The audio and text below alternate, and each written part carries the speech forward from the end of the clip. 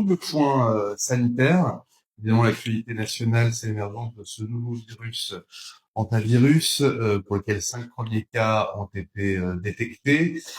Nous adressons évidemment tout nouveau rétablissement à notre compatriote qui a été positive à ce virus.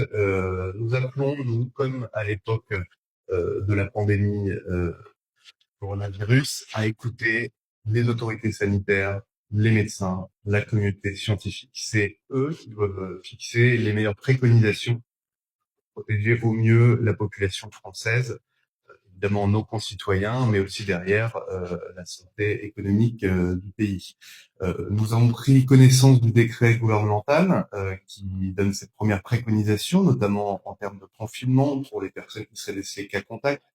Ce premier confinement était envisagé individuel, personnel, presque un petit peu libre. Il est désormais plus encadré et invite à un confinement hospitalier. Nous sommes favorables à cette décision. Nous appelons l'ensemble de nos concitoyens qui pourraient être décelés cas contact à se plier à cette préconisation gouvernementale qui, encore une fois, s'appuie à la fois sur l'expérience de la Covid-19, mais aussi sur des préconisations scientifiques.